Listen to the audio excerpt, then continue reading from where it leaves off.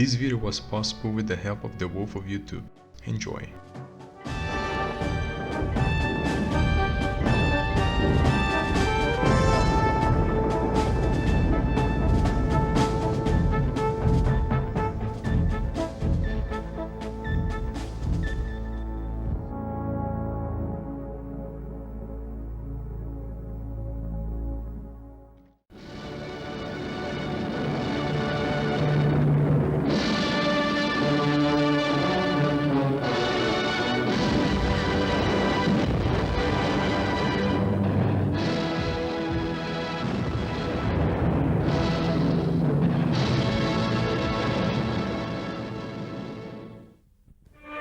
It had always been a statement of intent for General Heinz Guderian that a fully balanced and truly effective armoured division must have its own organic, fully tracked, self-propelled artillery, able to maintain the same rate of advance as the panzers and be immediately to hand to give fire support when needed.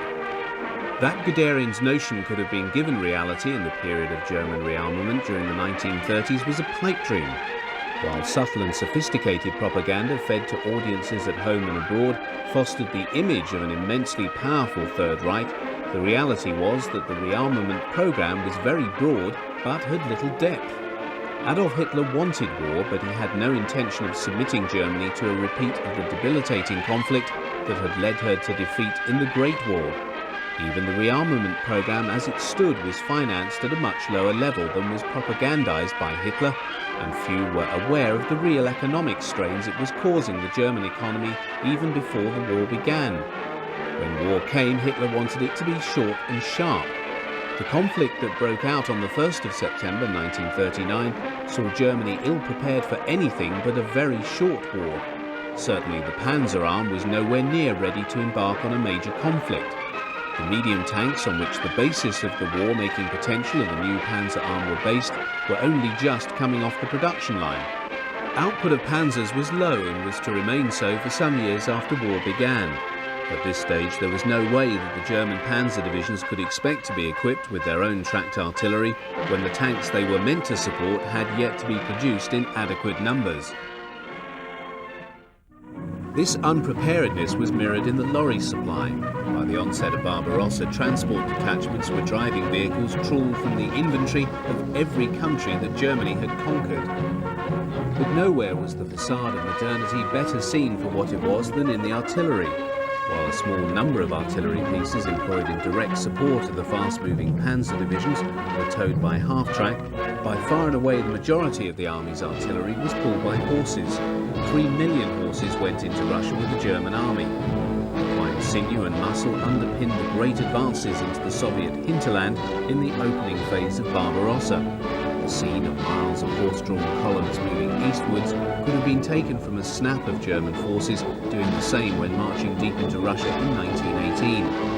Although the German economy was to undertake remarkable expansion in the years ahead, provide self-propelled weapons in large numbers, Guderian never got them in the quantity he deemed necessary.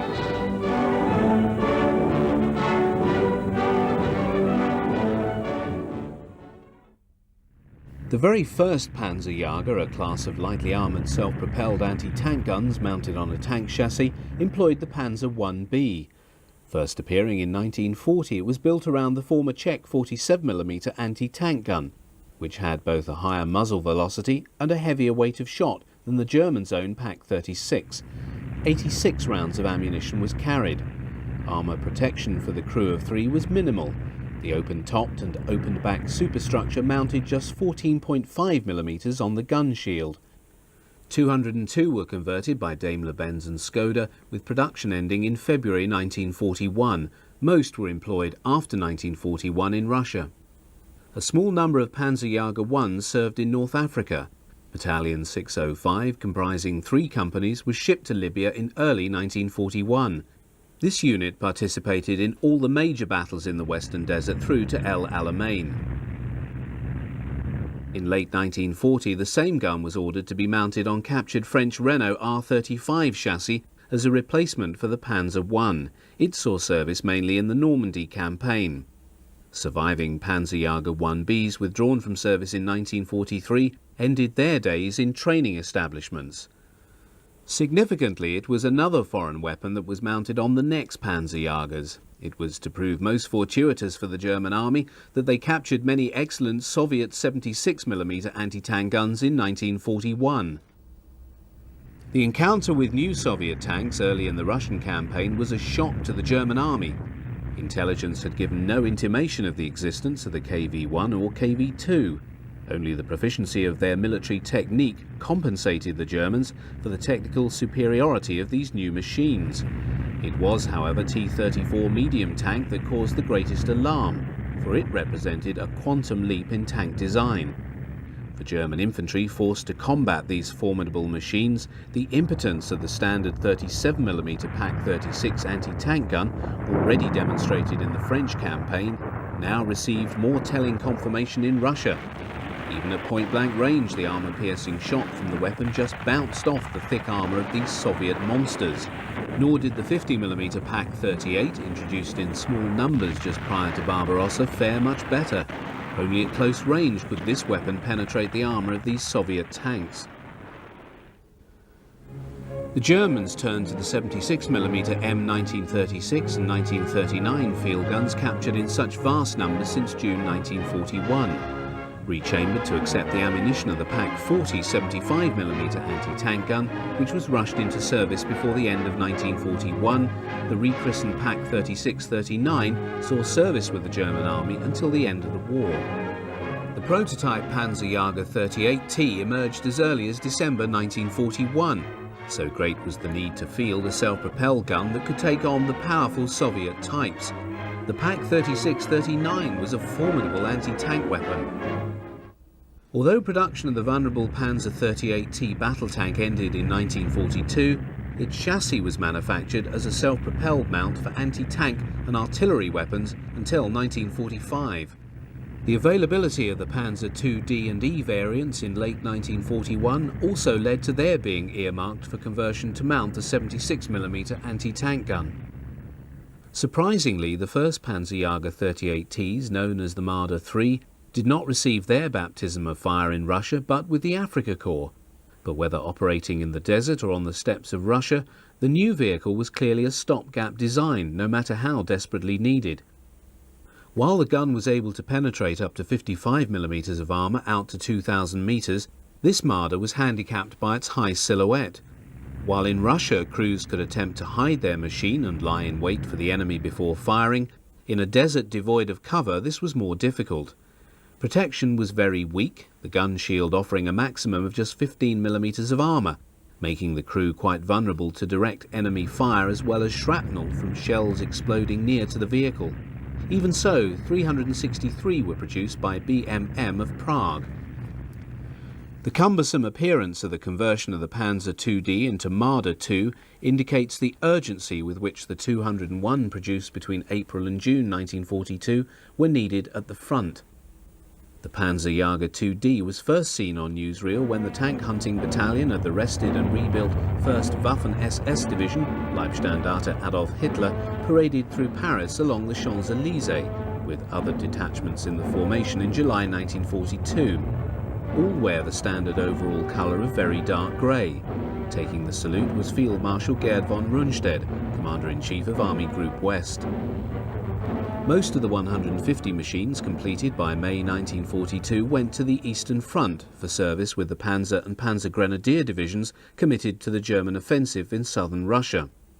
While the 76mm gun gave a good account of itself, the Marder II also suffered from the same problem as the Marder III of a high silhouette.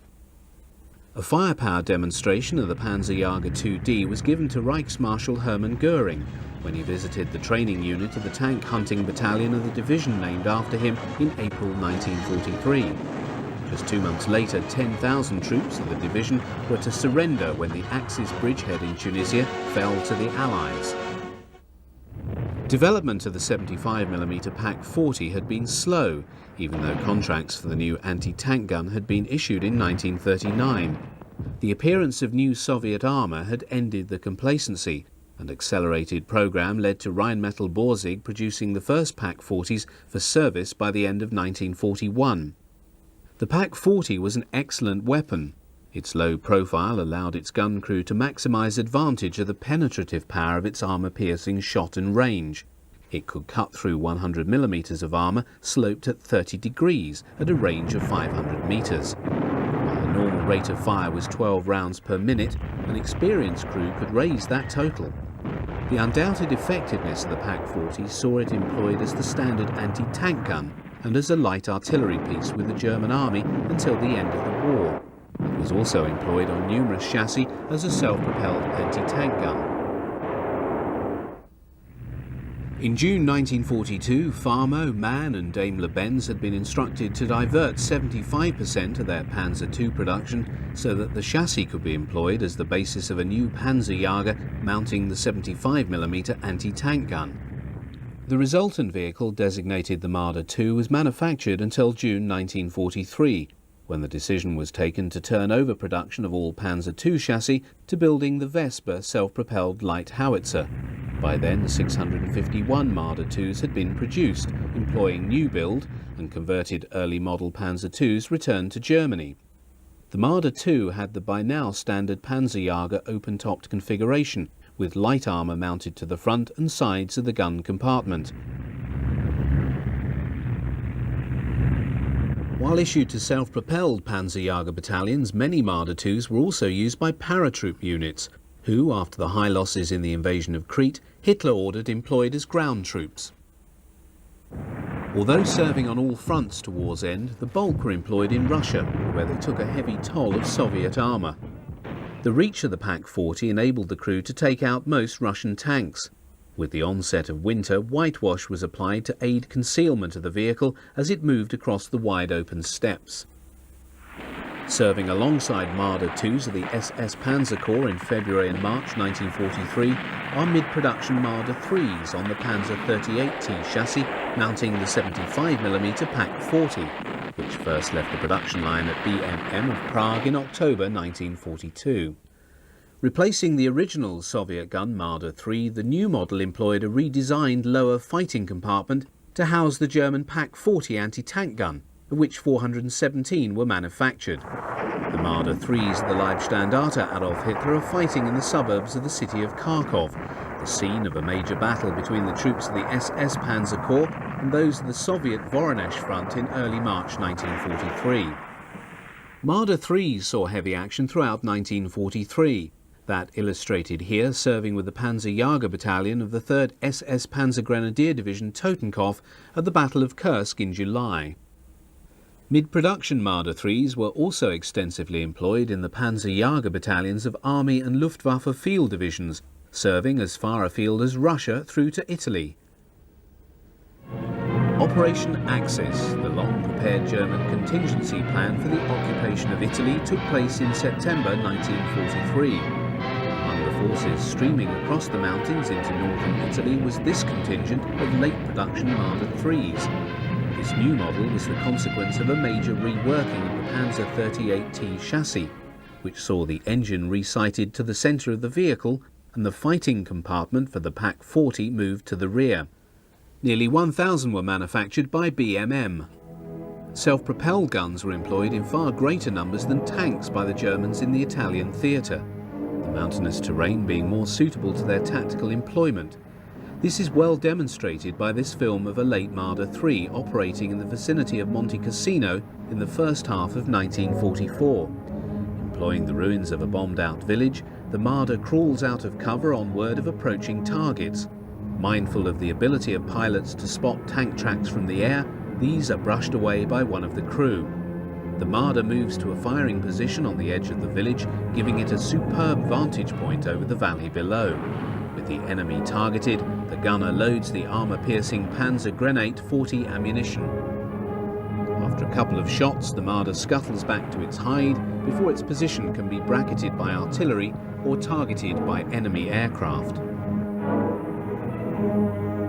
Late model Marder IIIs saw extensive employment in Normandy from the 6th of June onwards. In common with all German military vehicles in the theatre, extensive camouflage was vital if they were to survive the attentions of Allied fighter bombers. The Germans employed large numbers of the chassis of captured French tanks as the basis of self-propelled guns. While a number of FCM and Hotchkiss chassis were employed to mount the Pak 40, the greatest number were manufactured using the Lorraine tracked carrier. A sizable quantity of these reliable machines had fallen into German hands in 1940, and in 1942, with the desperate need to motorise as many anti-tank guns as possible, the decision was taken to convert 170 Lorraine carriers to mount the Pak 40. While a number found their way to Russia and Italy, the bulk were retained for service with the occupation forces in France. Film of the Lorraine Schlepper is rare, and this comes from Normandy in 1944. Few, if any, of these machines were to survive the destruction of the German forces in the campaign. Most extensively converted of all the French types was the Hotchkiss H39, which was effectively gutted and rebuilt to mount the Pak 40, just 24 being so modified. All served in France. The final chassis to be adopted to mount the Pak 40 was very much a desperate expedient that reflected Germany's dire military predicament in late 1944. In a bid to place as many anti-tank guns as possible on self-propelled mounts, Hitler ordered that the 251D half-track be modified to mount the Pak 40. The complete weapon, less its wheels, was fitted with little modification into the half-track. Serviced by a crew of 4, it carried 22 rounds of 75mm ammunition. However, the weapon overstressed the chassis, and the 251-22 was decidedly overweight. One of the first Hetzers to come off the production lines was presented to Hitler on the occasion of his birthday on the 20th of April 1944. This new variation on the Panzer 38T chassis marked a radical shift away from the conventional tank hunter with its highly vulnerable open-topped crew and gun compartment. The Hetzer, although designed for service in tank hunting battalions, was modelled on the purpose-designed and sophisticated tank destroyers with their fully enclosed and armoured bodies. It was for this reason that the Hetzer was classified not as a Panzerjäger but as a Jagdpanzer.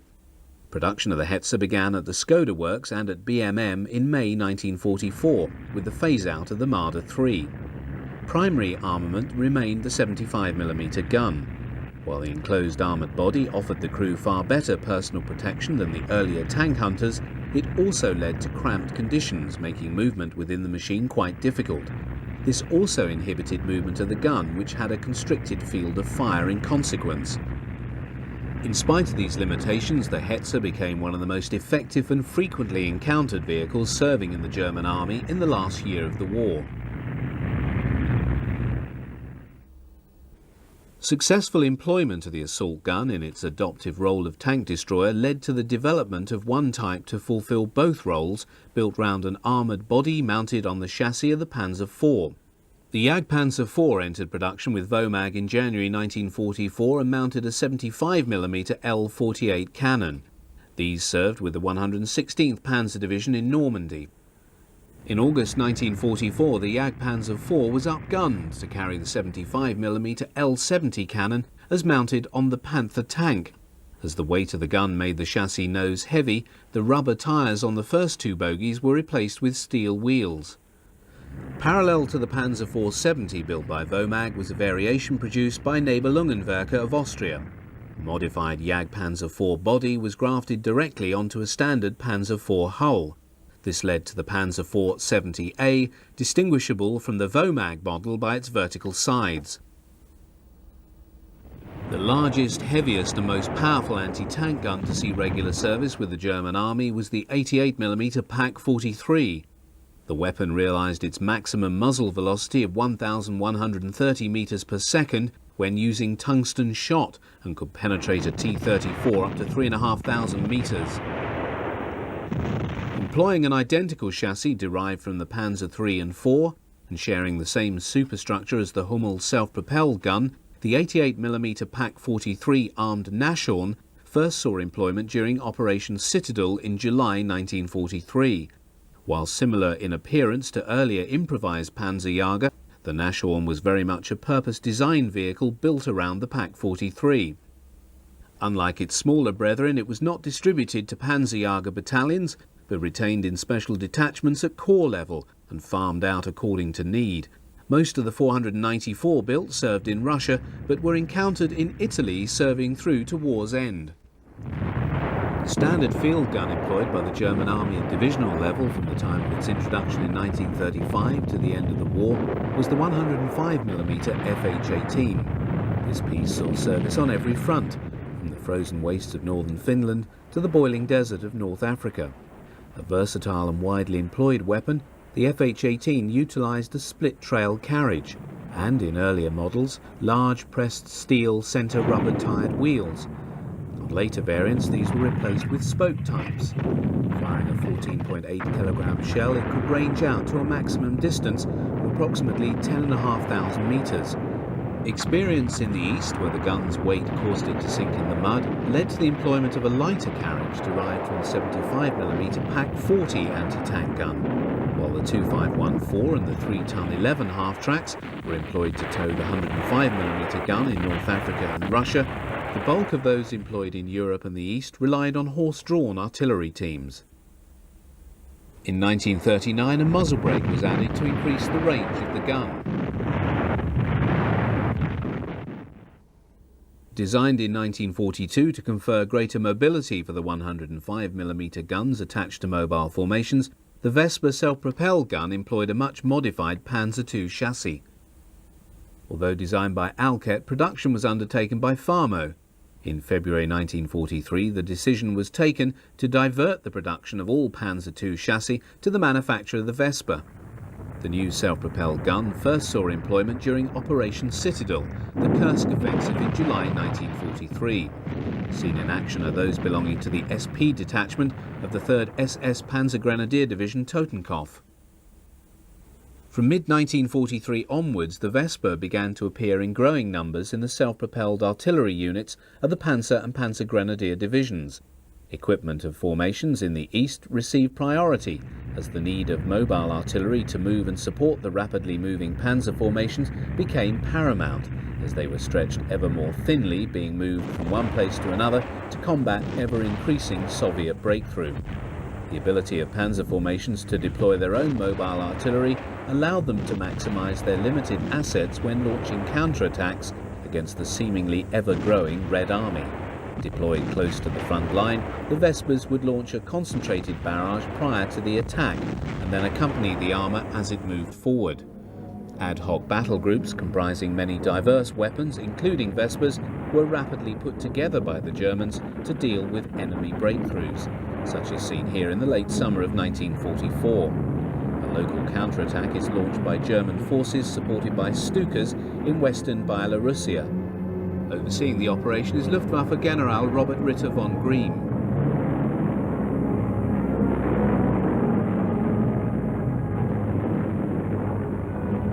After the preliminary air bombardment, German infantry moved forward to deal with the enemy.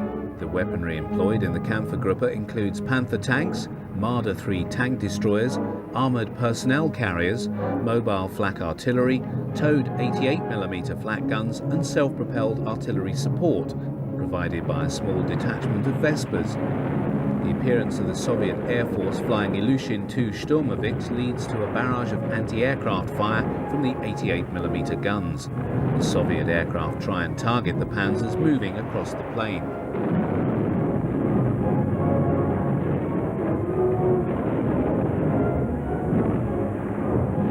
A number are hit and shot down as 37mm guns join in the anti-aircraft barrage.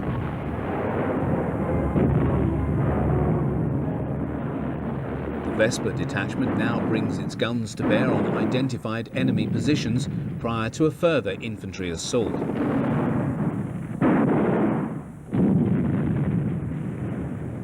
Mobile 20mm flak Vierling now joins in fire as the aerial battle with the attacking Soviet Ilyushin IIs continues unabated. German ground troops move forward under attack from the Soviet aircraft as the flak guns continue to pour fire into the air to provide a protective barrage to the ground forces.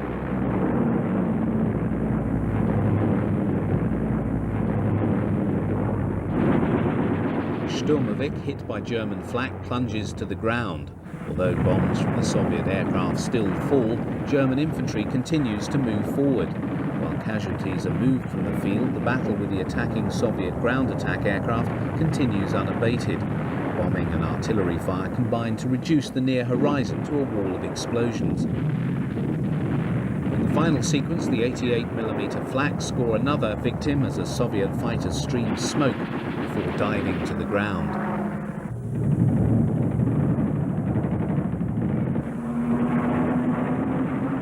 While the Vespa was generally welcomed by its operators, it was not without its faults. The Panzer II chassis made for a small vehicle, and the fighting compartment mounted at the rear of the machine was quite constricted for the four-man crew to service the gun. In common with other open-top self-propelled weapons, it offered little protection, and it had a high silhouette. Nonetheless, the 676 produced, in addition to 159 munitions carriers that were employed to transport the 105mm ammunition, served well through to the end of the war. They were encountered not just in the East, but also in Western Europe by the Allies from June 1944 onwards. Reference has already been made to the extensive use the Germans made of captured French tanks for self-propelled guns. One of the most filmed employed an extensively modified Hotchkiss light tank chassis to mount the 105mm howitzer. 48 of these self-propelled guns were produced for units serving in France in 1942. These saw extensive action with the 8th Panzer Artillery Battalion in the Normandy campaign. They served alongside Lorraine tracked carriers, also modified to carry the 105mm FH-18. Just 24 of these were produced. As with all German vehicles serving in Normandy, a prerequisite for survival was the need to operate from cover. Although the distinctive camouflage scheme of overall sand with large block sections of olive green was effective, it was necessary to augment this by employing the trees and hedges of the Normandy countryside to hide from the constant presence of highly effective Allied fighter bombers. Once in place, the crew prepared the ammunition and began to fire. These SPs carried about 32 rounds, a similar amount to that of the Vespa. They are seen operating with a detachment of Hummel heavy SP guns from an SS Panzer division.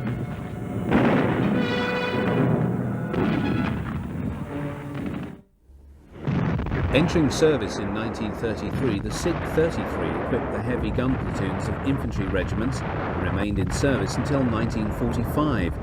Limited to a maximum range of just 4,700 metres, its task was to lay down heavy fire and suppress enemy opposition as German infantry went into the attack. Its shell was relatively heavy at 38 kilograms, and the gun had a rate of fire of between 2 and 3 rounds per minute. It was this that saw it employed on the first self-propelled artillery vehicle developed for the German army. The decision to mount the Sd.Kfz on a self-propelled chassis led to the employment of the Panzer IB.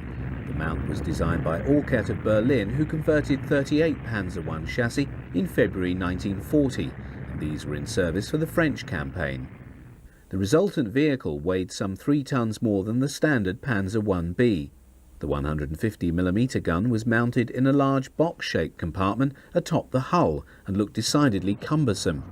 It was taken into battle by 6 heavy infantry gun companies in May 1940, each being attached to a panzer division. The only film of this vehicle in action shows it being used to effect, to blast defences as German infantry moved through a French town. In general, the vehicle proved successful in action and was later employed in the Balkans and Russia, finally disappearing from the battlefield in late 1943 when the survivors were serving with the 5th Panzer Division in the east.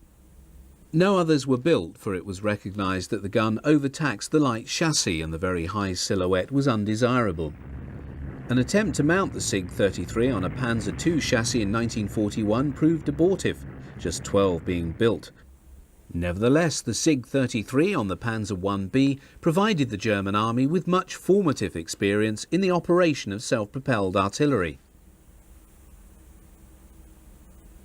The most numerous self-propelled types to mount the Sd.Kfz were those that employed the Panzer 38T chassis. Both models produced were known as the Bison. The first emerged in February 1943 and used the tank chassis with the gun mounted forward inside a box-like superstructure. As these weapons were required for service in the forthcoming summer campaign, the first 90 of the type seen here were converted using Panzer 38T Model H's returned from the front and then issued to heavy infantry gun companies of Panzer Grenadier divisions. The Bison saw widespread service in 1943 and was employed in Tunisia, France and Russia. The example seen here belonging to the Waffen-SS was employed in the Battle of Kursk in July. Small numbers were also encountered in Normandy in 1944. Seen in Milan in August 1943, where it was sent for security duties after its mauling at Kursk, is this rarely filmed 38T Bison belonging to the 1st SS Panzer Grenadier Division, Leibstandarte Adolf Hitler. It passes a late Marder III belonging to the Panzer Jager Battalion of the division. 282 of the final model of the Bison saw the Sig-33 mounted on the identical 38T chassis as used for the late model Marder III tank hunter.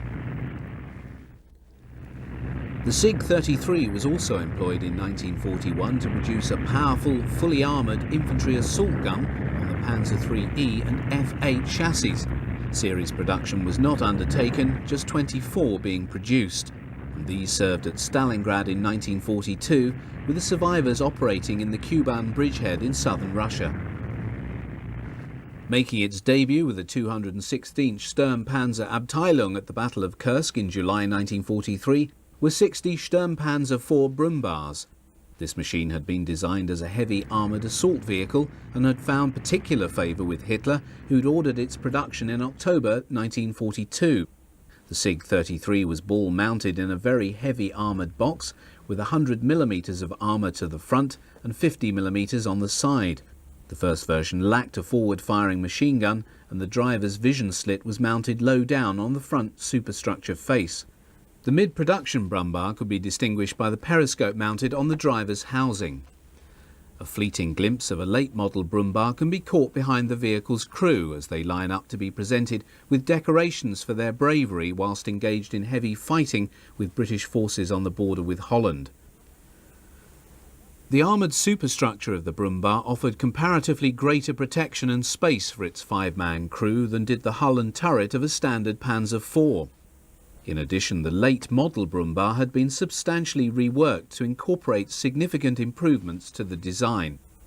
The omission of a machine gun for close-in defence was rectified by fitting a ball mount high on the left side of the front superstructure plate. Armoured configuration on the front plate was also improved. The calibre of the standard heavy artillery piece of the German army throughout the war was 150 mm. These weapons were employed in a number of different versions.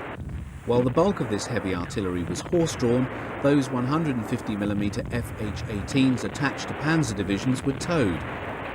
Each panzer division had 3 battalions of artillery, 1 heavy, each with 3 batteries of 4 guns towed by an 8-ton half-track.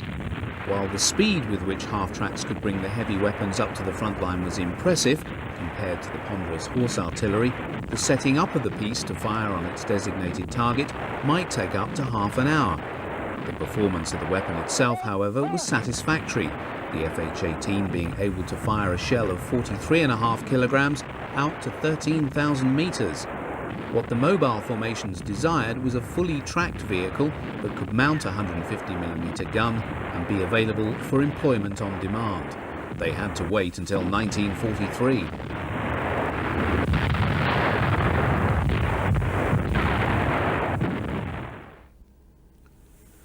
The prototype of the Hummel self-propelled gun mounted a 150mm howitzer with a large muzzle brake on a Panzer III-4 chassis. It appeared in 1942 when the decision was taken to commit it to production. Hummels first saw action during Operation Citadel in July 43, these being operated by the Heavy Artillery Battalion of the SS Panzer Grenadier Division Totenkopf. Early Hummels can be recognised by the driver's compartment, which stood proud of the sloping front plate. In the later model, this compartment was extended across the whole front of the vehicle. When not in use, the 150mm howitzer was locked in place by the large bracket mounted on the glacis plate. The Hummel shared the open-top superstructure made of thin armour plating found on all German self-propelled guns at this time. This was less problematic for the crew inasmuch as they opened fire some distance away from the main fighting and were not so vulnerable as the crews of Panzerjäger. Initial allotment of Hummels was limited, just 6 being allocated to receiving panzer divisions, together with a number of the ammunition-carrying variants, to help resupply the self-propelled guns in the field. These were necessary vehicles as the Hummel only carried 18 rounds of 150mm ammunition on board, and these were often rapidly expended once a barrage began. The availability of the Hummel gave the panzer divisions the heavy punch to hit the Soviet forces whenever they were required to launch a counterattack to contest a new breakthrough. Although the Hummel was always regarded as interim solution, pending development of a purpose-designed SP gun, these were never enough to satisfy demand. Often Hummels were seen to be firing alongside the smaller Vespa self-propelled guns as seen here in Hungary in early 1945 while fighting around Budapest.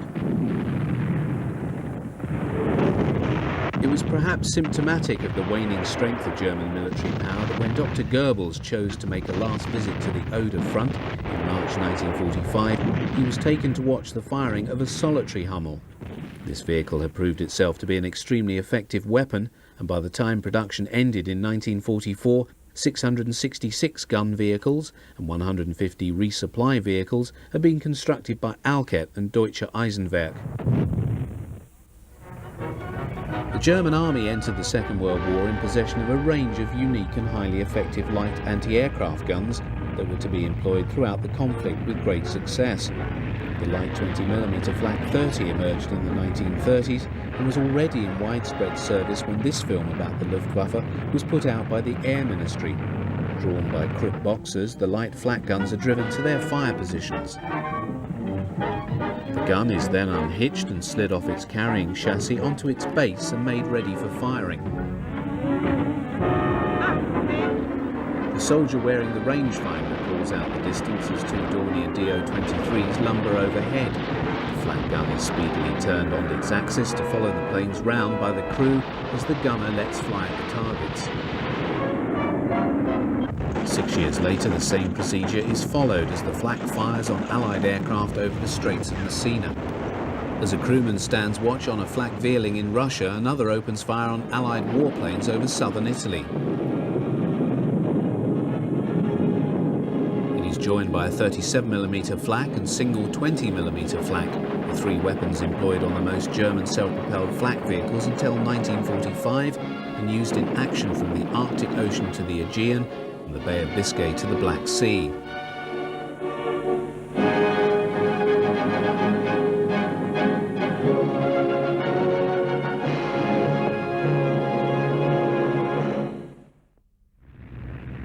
The DMAG 1-ton half-track was the first vehicle to be employed for the purpose of mounting a flak gun. Initially the type was armed with a 20mm Flak 30 cannon, but this was later superseded by the Flak 38.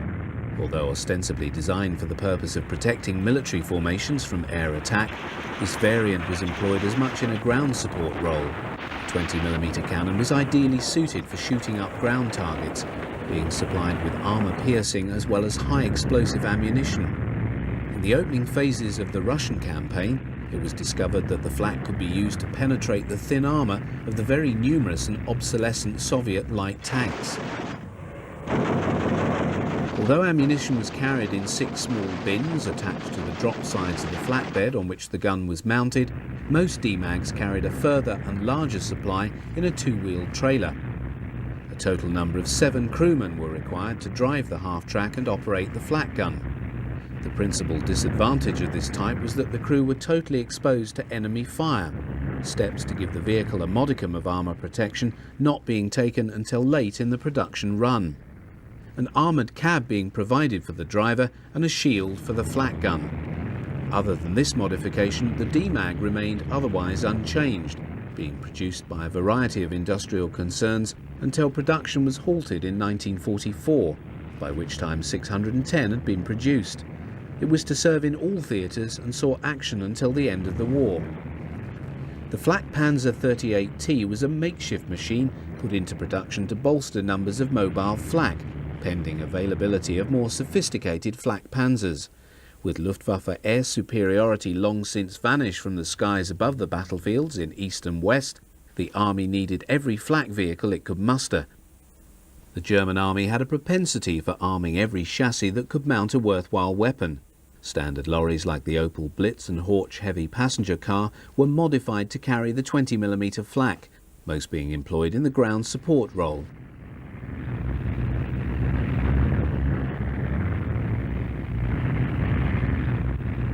Such was the versatility of the Krauss-Maffei-built 8-ton half-track that 319 were employed to mount the 20mm flak Vierling, with production continuing until 1944. To accommodate the weapon, all the seating and ammunition stowage lockers of the artillery prime mover were removed and replaced with a flatbed with dropped sides. The flak Vierling was mounted on the flatbed. 10 crew were needed to both drive and service the weapon, and the ammunition was normally carried in a trailer. The need for some degree of protection for the driver was recognised in 1943 when an armoured cab was fitted. An example of this later type is seen in Budapest in early '44.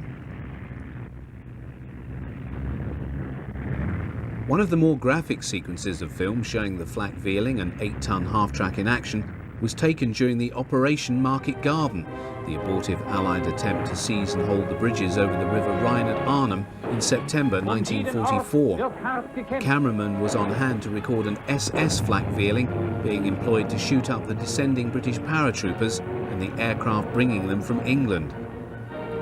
Later supply flights by Sterling Transports paid dearly as the flak was able to take advantage of their need to fly low over the drop zones. Many were lost. Armoured lorries also mounted the flak Vierling. This example is seen in Italy in 1944. While just 3,000 5-ton half-tracks were built by Bussing Nag, some 339 were utilised to mount the 37mm flak 36. As with all the half-tracks modified as flak carriages, the troop compartment was replaced by a flatbed with drop sides. Ammunition was carried in a trailer. The weapon was used in the anti-aircraft and ground support roles, and most were employed in the east. These 5-ton half-tracks are serving with the flak battalions of the 2nd SS Panzer Grenadier Division on the advance of the SS Panzer Corps during the Kursk offensive in July 1943. The 8-ton 7 half-track was adapted to carry the 37mm flak 36 in 1943 when production of the 5-ton 37mm flak carriage was ended. The addition of the gun raised the chassis weight to 11.5 tons.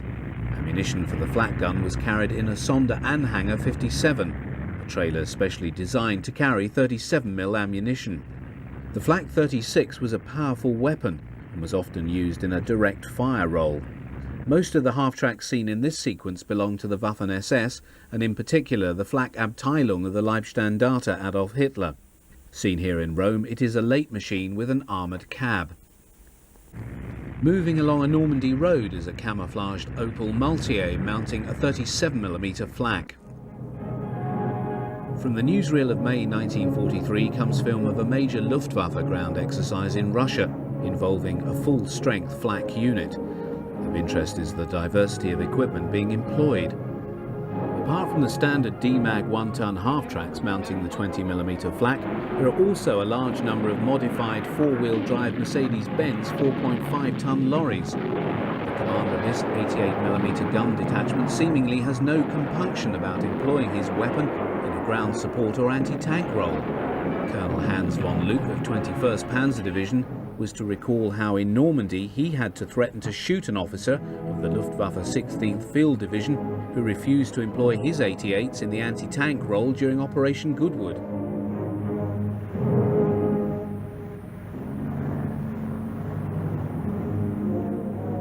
The period when this film was taken is significant. The Eastern Front was experiencing its longest lull of the war, as the Soviets deliberately held back from offensive operations in order to prepare to receive the inevitable German summer offensive directed at the Kursk salient. The period prior to July the 5th, when Operation Citadel was finally launched, marked one of the most rigorous periods of training and exercises undertaken by the German armies in the East. The supposition is that this unit is waiting to take part in the operation.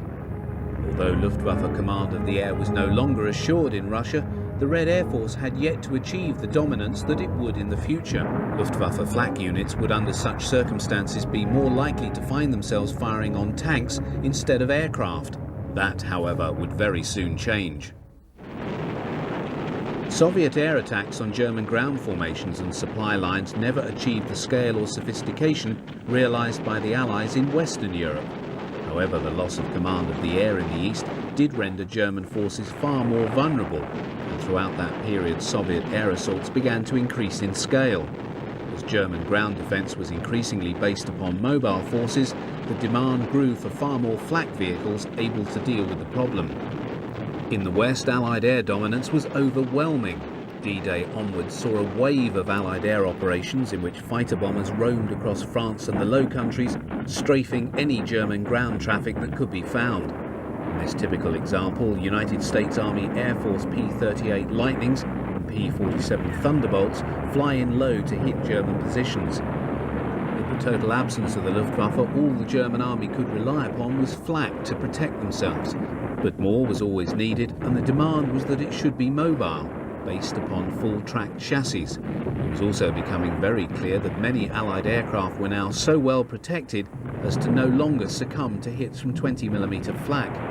Heavier weapons were demanded, with 37mm being the operative calibre to enable Allied aircraft to be brought down in greater numbers.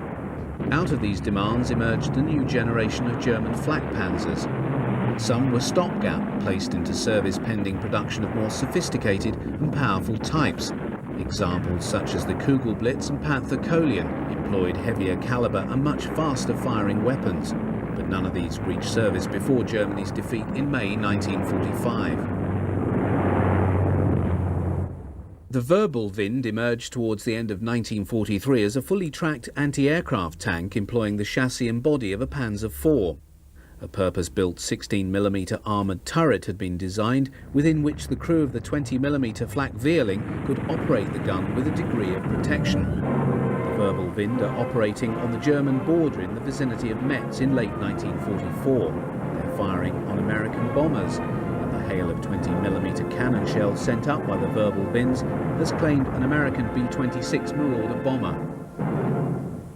Just 86 Wirbelwinds were produced, with production ending in November 1944. By then, the decision had been made that the 20mm calibre was no longer adequate to deal with Allied aircraft, and that continuance of production of a flak panzer with such a weapon was a waste of resources.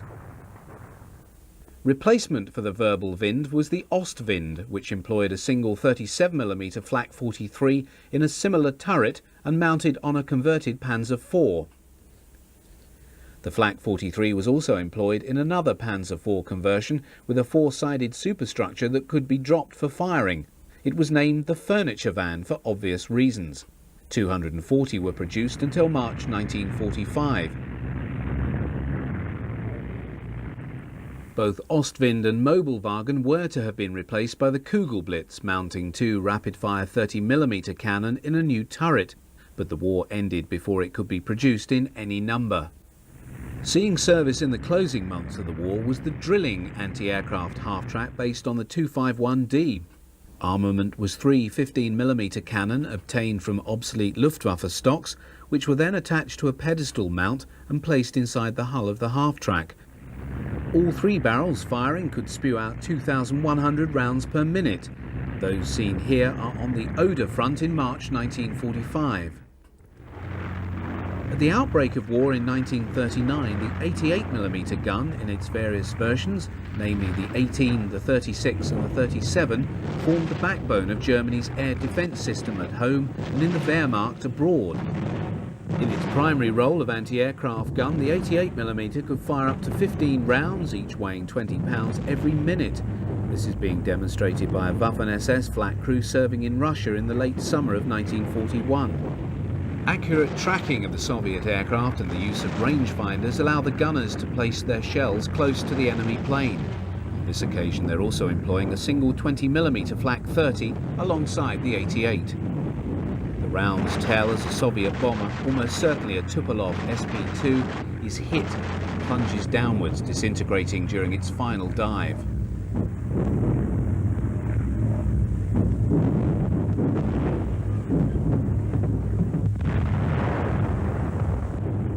Another detachment of 88mm guns being employed in the anti-aircraft role, this time served by Luftwaffe flak teams, is also engaging Soviet aircraft in 1941. Significantly, the barrels of these 88s carry tank kills, so these Air Force personnel are already experienced in employing them as anti-tank guns. In 1941, the Army launched a program to mount the 88mm flak on a track chassis.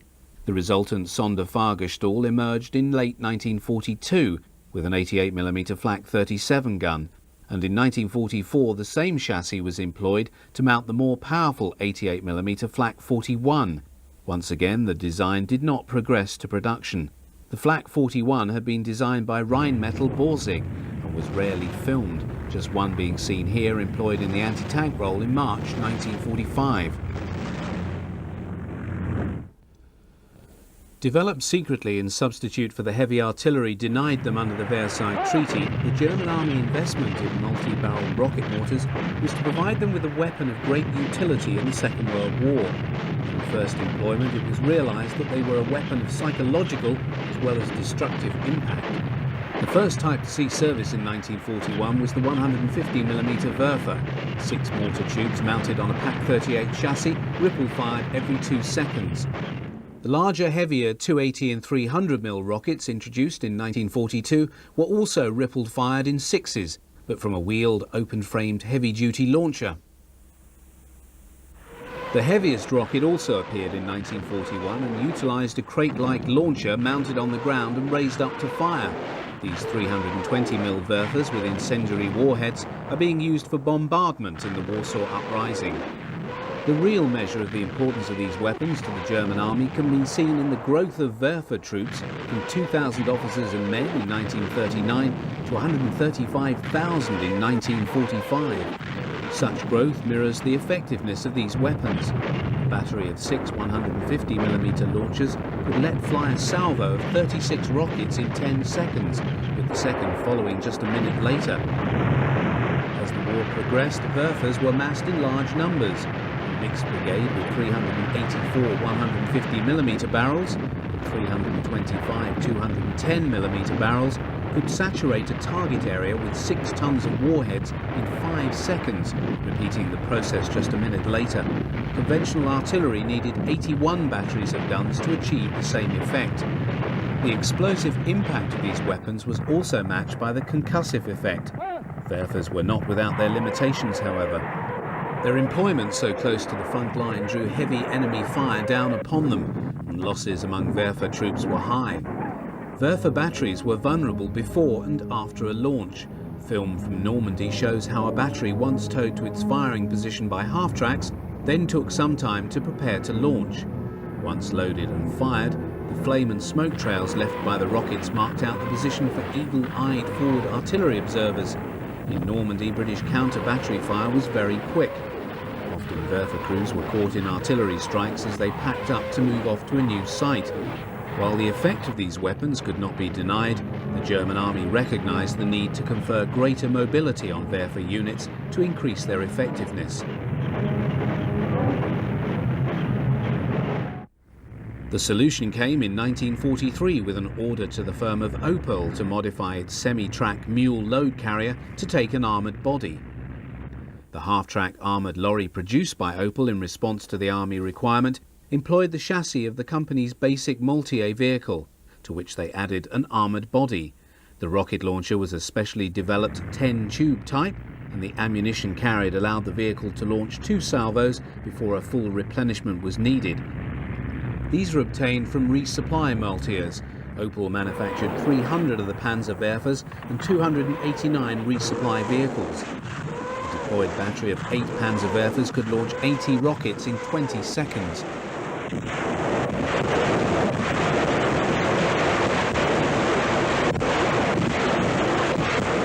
Although most film of Panzerwerfer batteries in action show them in Russia, they were employed on all fronts. Many vehicles were attached and detached from Panzerwerfer brigades as need arose. The ability of the Panzerwerfer batteries to travel with armoured formations and be employed alongside self-propelled artillery detachments was especially important from late 1943 onwards, as panzer divisions became fire brigades, rushing from one section of the front to another to deal with Soviet breakthroughs. Their ability to be on hand to bring down a rapid and devastating barrage on the enemy prior to a counterattack was a most highly valued military asset. Forerunner of the Panzerwerfer was the 251 half-track, fitted out to carry 6 of the larger 280 or 320mm rockets in wooden or metal frames, attached to movable base plates on the sides of the vehicle. The former carried up to 110 pounds of high explosive, whereas the latter delivered 11 gallons of jellied petroleum. Reloads were carried within the vehicle. In operation they functioned much as Panzerwerfers, excepting for the less effective method of firing and lower number of rockets launched. Unlike the Panzerwerfer, the rockets could only be aimed by pointing the whole vehicle at the target. Only the angle of the launcher frame could be changed. In other respects, the spectacle and sound was as for the same. These are late model 251Ds operating on the German-Dutch border late in 1944. The 600mm mortar, nicknamed ZU, was the largest caliber weapon ever mounted on a tracked chassis and is seen bombarding Warsaw in August 1944 during the uprising. The heavier shell fired from the mortar weighed 2.17 tons. Just 6 were built as heavy siege weapons, with 4 used to reduce Sevastopol in 1942. At the other end of the scale, one of the smallest self-propelled weapons employed by the Germans was the remotely controlled demolition vehicle known as the Goliath. In this demonstration, a Goliath is brought to the testing ground on its 2-wheel carriage. Control of the tracks was effected by 2 wires. The 2 small Bosch motors allowed it to move at up to 10 kilometers per hour.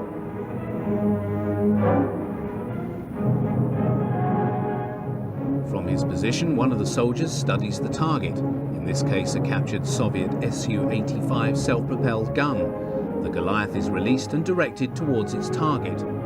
Scuttling across the frozen ground, it is driven into the side of the Soviet machine. The target and Goliath are both destroyed by its onboard explosive charge.